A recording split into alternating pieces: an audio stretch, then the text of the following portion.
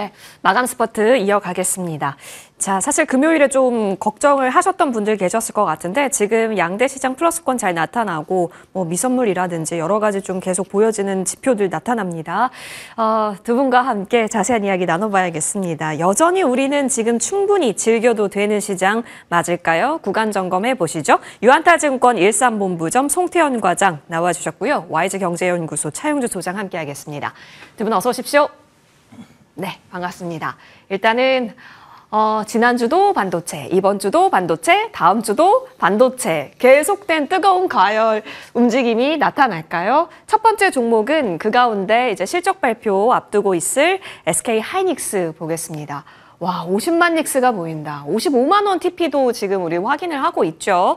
궁금한 건 그걸 겁니다. 이번에 3분기 실적 질의응답 컨콜이 10월 29일에 있을 건데 뭐 이미 그 수요에 있는 포모 현상은 지속될 거고 그렇다고 공급을 지금 확 늘릴 수 있는 상황도 아니기 때문에 내년 상반기까지는 업황 사이클은 여전히 유지될 것이다라는 증권가 평이 나오고 있습니다. 그러다 보니까 계속 가는 건데요. 송태현 과장님 궁금해요. 이럴 때는 계속 사야 되는 건가 싶네요. 내년 상반기라고 하니까요.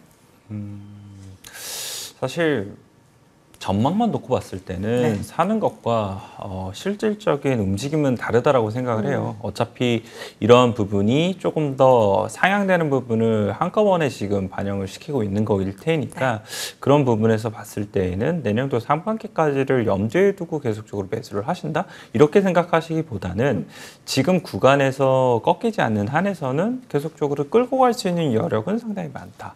라고 생각을 해볼 수 있는 것 같아요. 말씀을 하신 것처럼 일단은 D램이라든지 아니면 낸드의 수요에 관련돼서도 계속적으로 쇼티지에 대한 부분이 더욱더 많은 부분 강하게 힘을 받고 있는 것이 사실이기는 합니다. 가격적인 전망이라든지 이런 부분을 보게 된다 하더라도 UBS라든지 아니면은 기타의 해외 글로벌 이 IB 같은 경우에도 보게 되면 이 가격 전망에 대한 부분을 더욱더 많은 부분 올리고 있거든요.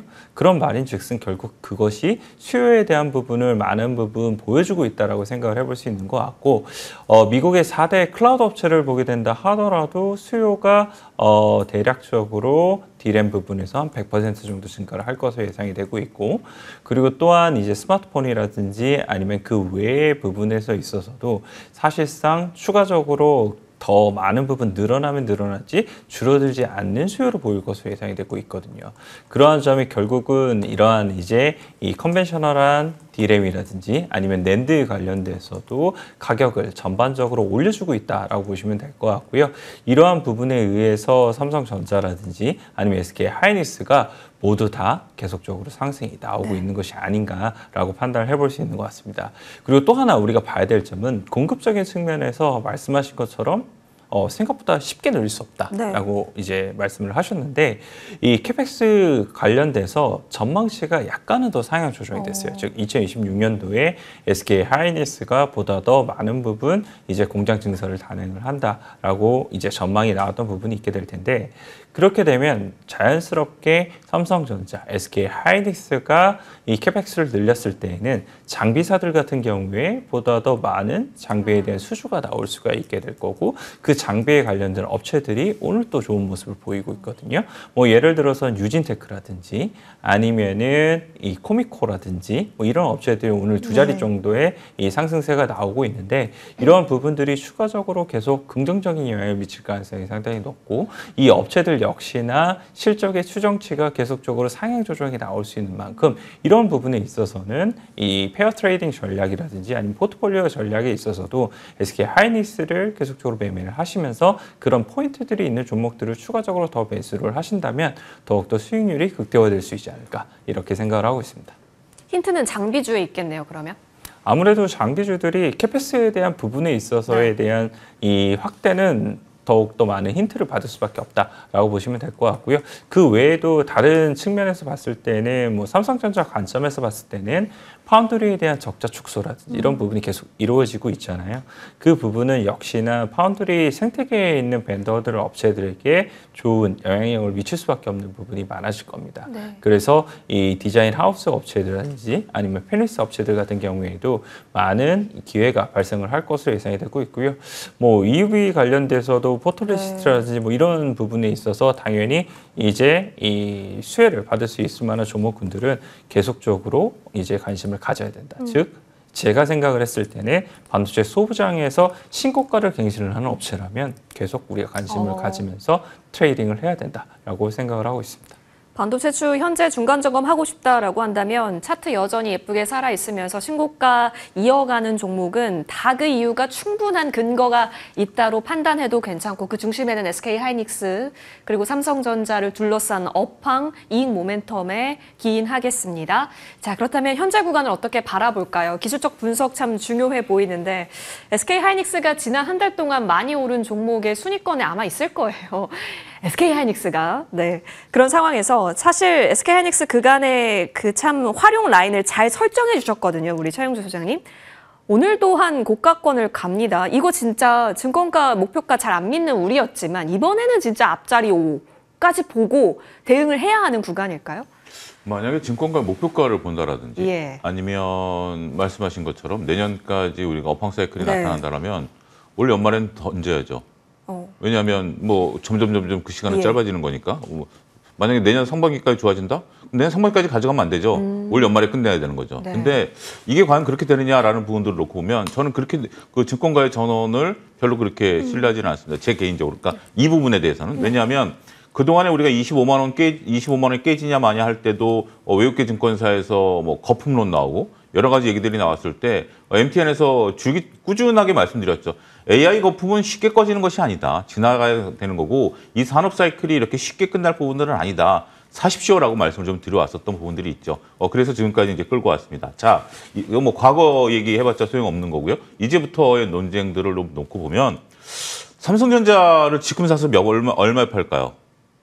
삼성전자를 지금 사서 얼마에 팔까요? 한 12만 원 목표가까지 들어갈 수 있을까요? 그럼 20% 수익이 나는 거죠. 물론 행복한 고민이죠. 하이닉스를 50만 닉스까지 바라본다라면 한 5% 정도 수익이 나겠죠. 이제부터는 이러한 부분들을 체크하셔야 됩니다. 단순하게 우리가 흥분감에 쌓이면서 삼성전자가 12만 닉스 전자, 하이닉스가 이제 55만 닉스까지 얘기들이 좀 나오는 상태다라고 보면 하이닉스가 55만 닉스까지 가면 몇 프로 수익이 날까요?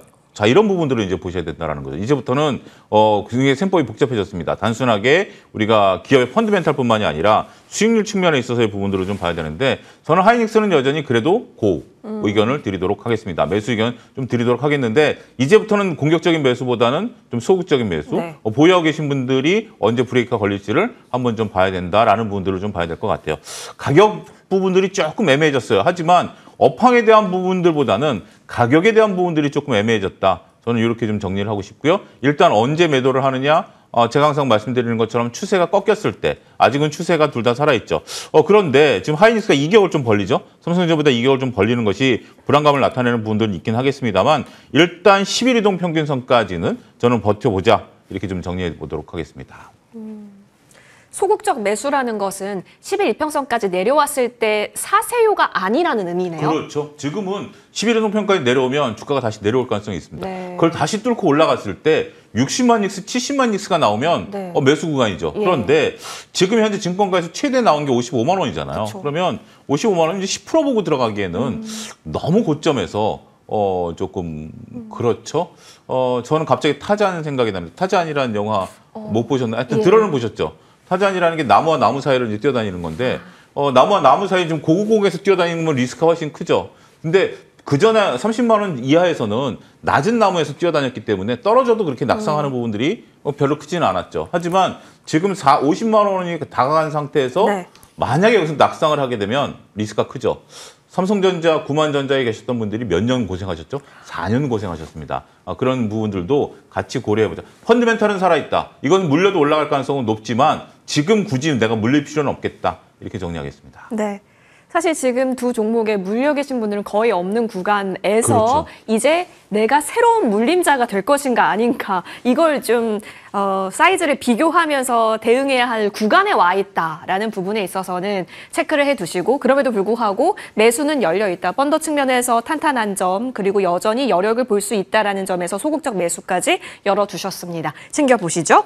자, 아까 전에 소부장단에서 추세 살아있는 쪽 계속해서 봅시다라고 말씀해 주셨고 그렇다면 장비 쪽도 하나의 힌트가 될 수 있을 것 같은데 한미반도체는 그 장비단에서도 컬러감이 워낙 명확해서요. 이 부분을 두고 어떤 평가를 주실지가 굉장히 궁금합니다. 송태용 과장님, 한미반도체 최근에 안 보면 뭔가 이상하고 보면 그렇다고 내가 살 수 있을까 이 자리에서 이런 생각이 드는 계륵 종목이 되었거든요. 지난주 월요일 날도 동일하게 한미반도체 얘기를 했었고 그때 당시에 이제 이슈를 보면은 역시나 하나세미텍하고 이제 이 한미반도체, 이 SK 하이닉스에 대한 이런 TC 본도에 관련돼서 이제 듀얼 밴드로 가느냐, 그 듀얼 밴드 내에서에 대한 지위에 대한 부분. 그리고 그 지위에 대해서 한미반도체가 많이 축소가 됐었는데 이 축소된 부분이 다시 한 번 더 확대가 될 가능성이 상당히 높다. 여기까지가 이제 언론 보도에 대한 내용이었었거든요. 그런 부분에서 일단은 시장은 한미반도체가 워낙 많이 눌려 있었었고 이 공모회도에 대한 부분도 많이 진행이 됐었을 테니까 일단 한미반도체에 대한 주가를 반등을 추가적으로 나오기 시작을 하게 되면서 이런 부분을 다 모두 끌어올렸던 부분이 있었다라고 말씀을 드릴 수 있을 것 같고요. 제가 지난주에는 한 14만 원, 15만 원 정도 말씀을 맞아요. 드렸었는데 15만 원을 맞네요. 단숨에 돌파를 하는 모습을 보였어요. 그렇기 때문에 저는 이제부터는 한미반도체는 조금 관망을 해야 되지 않을까라는 생각을 가지고 있고요. 그 이유는 역시나 말씀을 드렸던 부분 때문이다라고 보시면 될 것 같아요. TC 본도 내에서에 대한 지위에 대한 부분이 과연 예전만큼이나 공고해질 수 있을 것인가. 그것은 생각보다는 금방 나올 수도 있다고 생각을 하고 있습니다. SK 하이닉스가 공장 증설에 대한 부분이 결국은 지금 진행이 되고 있는 부분이 있게 되는데 그 장비 발주 내에서 하나비전과 그리고 한미반도체에 대한 수주에 대한 비율을 놓고 보게 됐을 때 과연 그 부분이 한미반도체 쪽으로 언론에서 예상을 했던 것만큼 쏠려갈 것인가. 이 부분을 보게 되면 거기서에 대한 정답이 어느 정도 나올 수 있지 않을까라고 생각을 해볼 수 있는 것 같고요.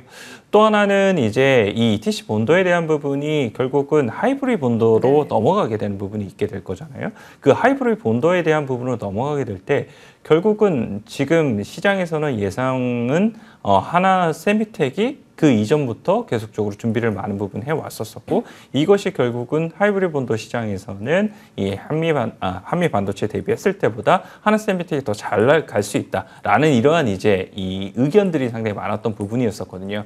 그래서 그 부분으로 넘어가는 이 과도기적인 상태가 계속 시간의 타임이 돌아오고 있는데 그 부분까지 생각을 해봤을 때에는 한미반도체가 지금부터에 대한 업사이드를 더 베팅을 하면서 가는 것보다는 여기서에 대한 이 수주에 대한 부분의 비율을 한 번 더 산정을 해보고 거기서에 대한 부분에서 하나비전이 오히려 별다른 이 점유율을 잃지 않았다면 차라리 하나비전을 지금부터 접근을 하시기에도 나쁘지 않은 자리가 될 수 있지 않을까 이렇게 생각을 하고 있습니다. 역발상인가요?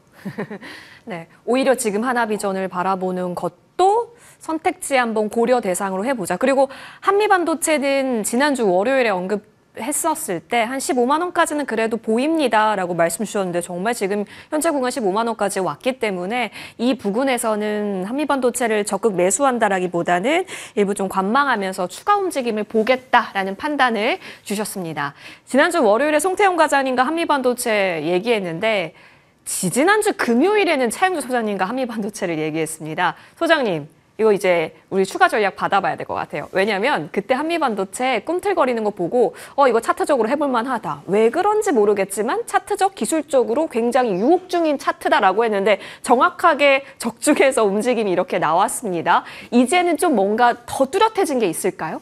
일단 뭐 여러 가지 한미반도체라는 것은 여러분들이 익숙한 종목이죠. 그쵸. 여러 가지 이제 과대에 말씀하신 것처럼 정리를 잘 해주셨고요. 그런 부분들이 한미반도체에 이제 녹아 들어간 부분들인데 일단 먼저 한미반도체가 꿈틀거렸고 지금 이제 현재로서는 아직까지는 저는 이제 보유 의견 내지 매수 의견을 좀 드릴 수밖에 없는 것이 주봉상으로 놓고 봐도 그렇고 네. 일봉상으로 놓고 보더라도 현재 아직까지 추세가 바닥권에서 이제 전형적으로 들어주는 추세가 됐다라는 거죠. 우리가 이제 지난번에 이제 얘기를 했었던 추세, 아까 바닥권에서 그 대량 거래량이 한번 일어난 이후에 지금 이제 거래량이 감소하면서 지금 올라가고 있잖아요. 네. 이것은 전형적인 상승 패턴의 부분들이 된다라고 말씀 좀 드릴 수가 있겠죠. 특히 이제 지난 금요일 날 조금 이제 조정을 좀 받은 꼬리를 달았음에도 불구하고 현재 시장이 워낙 강하니까 지금은 쉽게 팔기가 좀 어려운 것 같아요. 그러니까 이제 이 종목이 이렇게까지 올라가야 되느냐라는 부분에 대해서는 우리가 분명히 논쟁거리는 있어요. 근데 지금 시장은 물불 안 가리는 것 같아요. 물론 이제 이런 것들이 조금 이제 과열권에 들어갈 수 있는 약간의 이제 여러 가지 생각들을 하게 하는 부분들은 있습니다만 일단 마음의 불안감을 먼저 얘기는 하기는 좀 어려울 것 같아요. 저는 과장님 전략도 상당히 좋다라고 보입니다. 목표가를 정해놓고 그 목표가에 도달했을 때는 시장과 상관없이 매도하는 것이 원래 가치 투자자들의 전형적인 모습이에요. 그래서 저도 과장님 의견에는 제가 과장님이 그렇게 설정하셨었다라는 부분에 대해서는 100% 동감을 합니다. 하지만 저는 설정을 안 해놓은 상태이기 때문에 추세 추종 전략을 저는 치기 때문에 그러니까 전략이 다른 거예요. 이 종목이 지금 끝났다라는 게 아니라 추세 추종 전략으로 보게 된다라면 5일선이라든지 10일선을 안겠다라면 추세가 살아있는 거죠. 그렇기 때문에 저는 추세 추종 전략에 따라서 아직까지는 매수 가능 구간에 있다. 그런데 여기서 이제 만약에 기간 조정이 나오는 상태가 된다라든지 아니면 이격을 확 벌려놓은 상태에서 이격을 축소하는 과정에 있어서 가격 조정이 나올 가능성도 있어요. 그렇기 때문에 지금은 여러 가지 전략들을 다 적절하게 구사하는 것이 좋다. 일단은 추세 추종 전략에 따라서는 충분히 아직까지는 매수 구간에 있다. 이렇게 정리하겠습니다. 추세를 좀 따라가는 부분에 있어서는 여전히 이탈도가 없죠.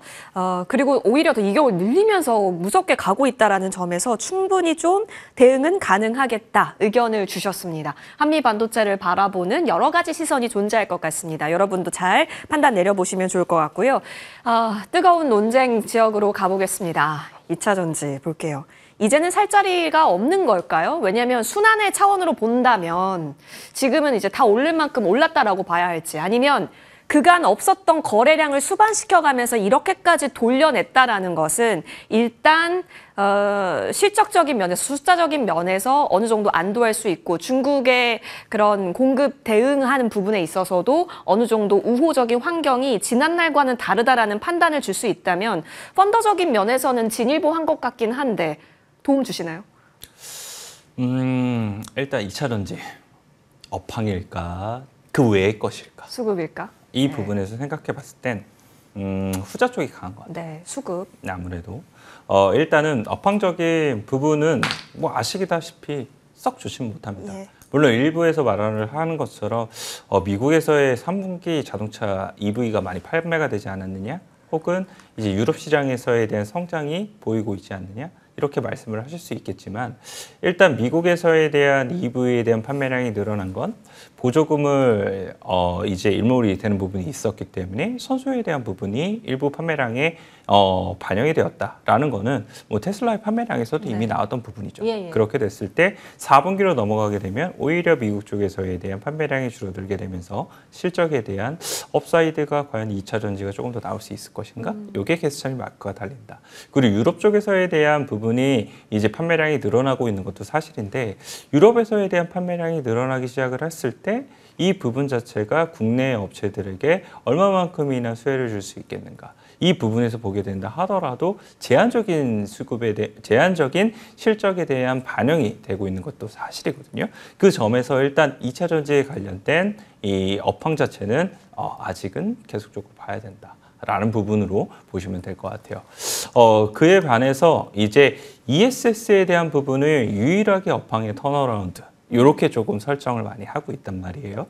그 부분에서 봤을 때는 ESS에 대한 업황에 수혜를 볼 수 있는 종목군들은 뭐 관심 있게 우리가 볼 수 있는 부분은 많아진다. 즉 2차 전지 내에서도 숫자로 설명을 하고 그 숫자에 대한 확산이 나올 수 있을 법한 종목군들이 포진되어 있을 수 있는 게 결국은 ESS일 테니까 그 ESS에 관련된 종목군들을 셋업체에서 역시 LG 에너지솔루션을 보고 그 밑에 단에 있는 종목 중에서 눈에 띄는 것 종목들은 역시 한종 NCS라든지 아니면 신성 ST라든지 이러한 종목군들이 결국은 이 ESS에 대한 모멘텀을 온전하게 이 다른 것과 섞이지 않고 받아갈 수 있지 않을까 이렇게는 좀 생각을 하고 있습니다. 그럼에도 불구하고 2차전지는 요 근래 주간 기준으로 한 50% 정도 네. 상승이 나왔어요. 그만큼 그 외의 것으로 많이 움직이고 있다는 것을 의미를 하게 될 텐데 그 외적인 부분에서 보게 됐을 때에는 이 움직임이 공매도에 대한 쇼커버라든지 아니면은 지금 바닥권에서부터에 대한 반등이 계속 지수가 가고 있는데 그 지수에 키 맞추기를 한 부분이라든지 이런 부분이 복합적으로 들어올 수 있는 부분이 상당히 많을 거란 말이에요. 그 부분에서 생각해 봤을 때에는 이것이 수급적인 요인에 의해서 많은 부분 움직인다면 그 업종 내에서에 대한 대표 종목들, 그 대표 종목군들에서 접근을 하는 것이 보다 더 맞겠구나라는 부분을 생각을 해볼 수 있는 것 같고요. 그 업종 내 대표적인 종목군들을 보면 역시나 셋업체에서는 결국은 LG에너지솔루션이 가장 거기에 대표적인 종목이 될 수 있을 것 같고 양극재에서는 에코프로 BM, 에코프로 그리고 LLF 한 요 정도까지만 보시면서 저는 주요 종목 위주로서 매매를 하시는 것이 결국 수급적인 측면에서 올라갈 때에는 내가 가장 덜 다칠 수 있게 이 섹터를 매매할 수 있는 좋은 전략이 될 수 있다라고 보시면 될 것 같습니다. 그만큼 주요 종목에서 멀어지면 멀어질수록 이 섹터에서 조금이라도 수급이 안 들어오면 더 많은 하락이 나오게 될 테니까 그런 부분을 조심하셨으면 좋겠다라고 말씀드리고 싶고요. 2026년도에 2차 전지에서 먹거리로 생각을 해볼 수 있는 소 섹터를 보게 되면 저는 전고체가 거기서 될 것 같거든요. 전고체 같은 경우에 2027년도에 이제 글로벌 업체들의 시제품이 모두 다 양산이 나오기 시작을 하게 될 거고 그 전고체는 지금 핫한 로봇과도 사실상 연동해서 스토리를 짜나갈 수 있는 부분이 상당히 많을 거거든요. 그런 부분에서 생각해 봤을 때에는 그럼 전고체에서 가장 세게 움직일 수 있는 애가 누가 될 것인가? 이 부분에서는 이수 스페셜티 케미칼을 관심 있게 보자라고 말씀드리도록 하겠습니다. 네. 자, 고민되셨을 거예요. 왜냐면 시세가 말도 못하게 가니까요. 근데 여러분 진짜 생각해보면 전기차가 달리고 드론이 날고 그리고 로봇이 열심히 일하려면 배터리가 필요한 건 맞는데 알지만 지금은 수급적인 영향면 그리고 ESS가 AI에 끼임으로써 얻어진 그 수급적인 힘이다라는 제한적인 평가도 있죠. 그래서 구간마다 활용하자였던 2차 전지가 작년에 스탠스였는데 올해 또한 이번 또한 그렇게 볼 수 있을지는 지켜보되 종목 압축은 필요해 보입니다. 차영주 소장님 궁금해요. 너무 가니까 이게 없으면 이제 또 포모인가? 지금 그 기로잖아요. 근데 여기서 더 갈 것인가가 이제부터의 포인트죠. 왜냐면 올랐기 때문에요. ESS로 천억 수익 나는 LG엔솔이 ESS를 이끄는데 왜 에코프로만 뛸까요? 왜 다른 건 안 갈까요? 저는 그거에 대한 고민을 해야 된다고 보여집니다. 2차 전지가 업황이 살아났느냐? 그럼 왜 에코프로만 가지? 에코프로만 업황이 살아난 거야? 그럼 2차 전지 업황이 살아난 건 아니잖아. 근데 ESS가 얘기가 나오면 LG엔솔이 가야 되는 거 아니야? 왜 에코프로만 가지? 에코프로만 뭔 일이지? 라는 거죠. 자, 우리가 음식을 먹을 때 다 같이 먹는 건 몸에 건강해지죠. 뷔페에 가서 이것저것 먹으면 몸이 건강해져. 하나만 먹으면 어떻게 되죠? 편식을 하게 되면 문제가 나는 거죠. 왜 에코프로만 올라가? 지금 이제 시장의 화두는 그거예요. 에코프로가 저렇게 올라가는데 그러면 에코프로를 못 사신 분들, 포모 현상이 나타나신 분들이 금요일처럼 에코프로 BM이라든지 에코프로 머티, LNS, LG화학 이런 것들 사셔야 되잖아요. 왜 안 사시는 거죠? 포모가 없는 건가요?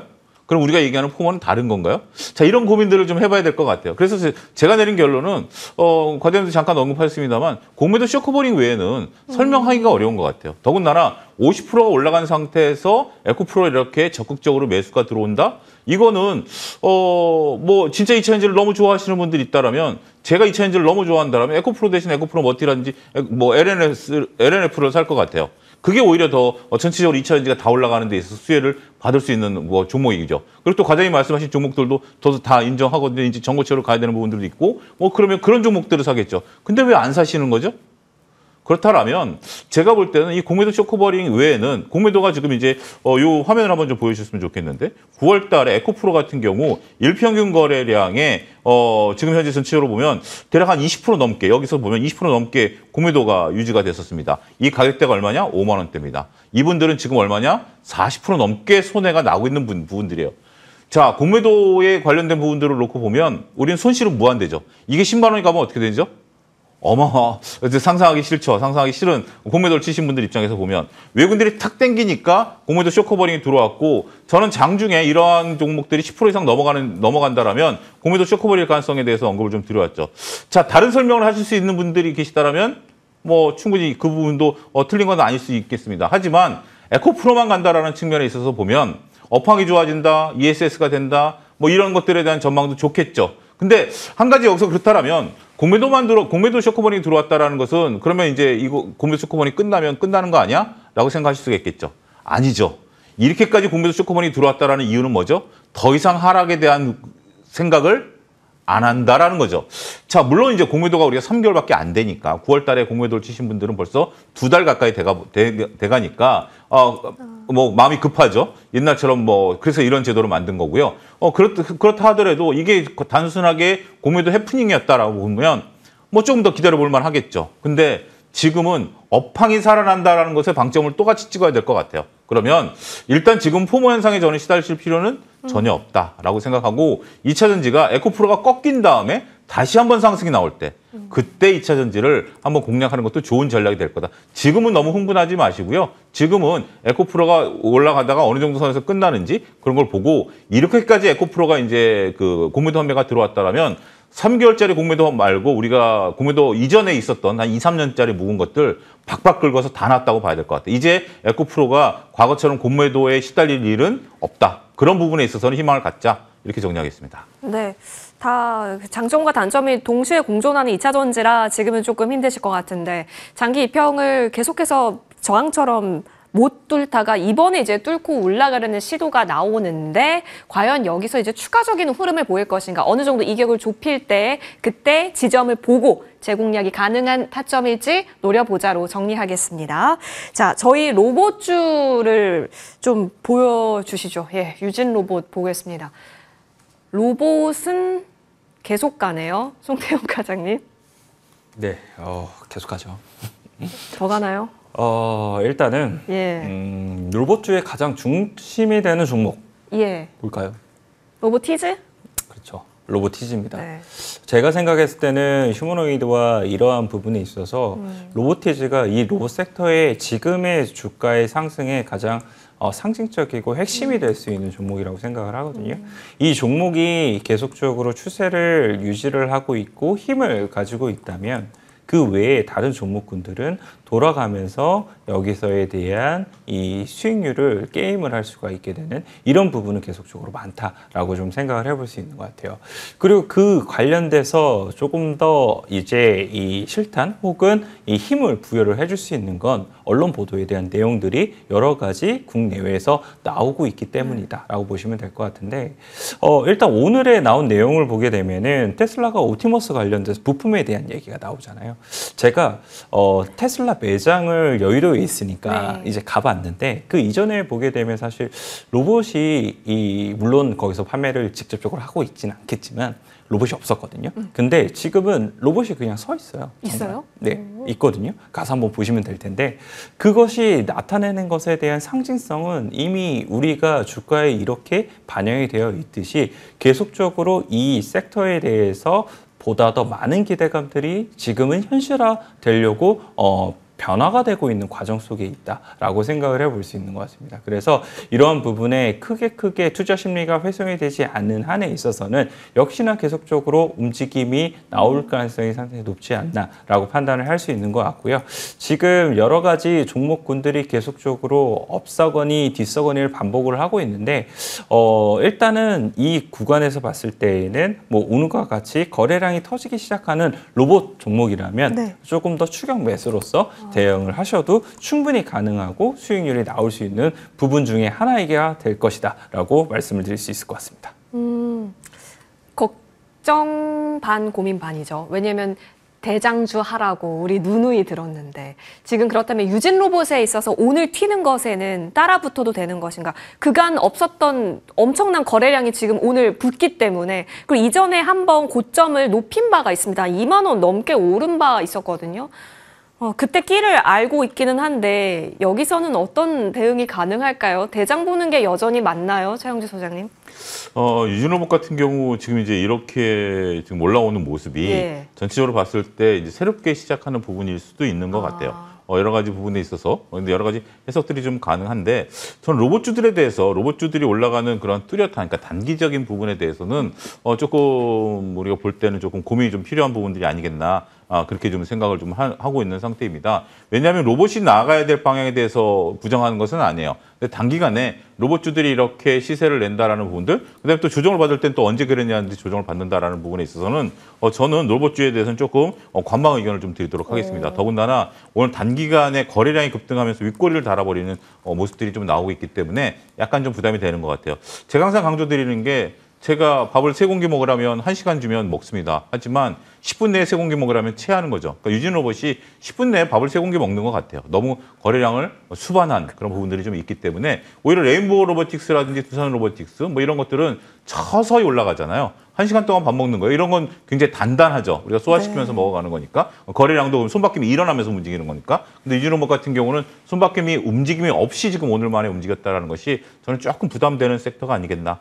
그리고 시장이 있어서 오늘은 조금 약간의 흥분감도 좀 어느 정도 있는 것 같아요. 예. 증권주도 그렇고. 따라서 그러한 모습들을 구분할 필요가 있지 않겠는가. 저는 그렇게 말씀드리고 싶습니다. 네. 유진 로봇 너무 급한 부분도 보인다라는 관점이 있네요. 일부 로봇주가 계속한 시세를 로보티즈 등등이 보이고 있다라는 점에서 다른 로봇주에 있어서 기회를 주고 있지만 좀 급한 감에 있어서도 일부 걱정 포인트는 있다라는 점에서 두 분의 의견이 조금 결을 달리하는 부분도 있습니다. 잘 정리해 보시길 바랍니다. 두 분과는 여기까지 이야기 나눠봐야겠습니다. 오늘 함께해 주셔서 고맙습니다.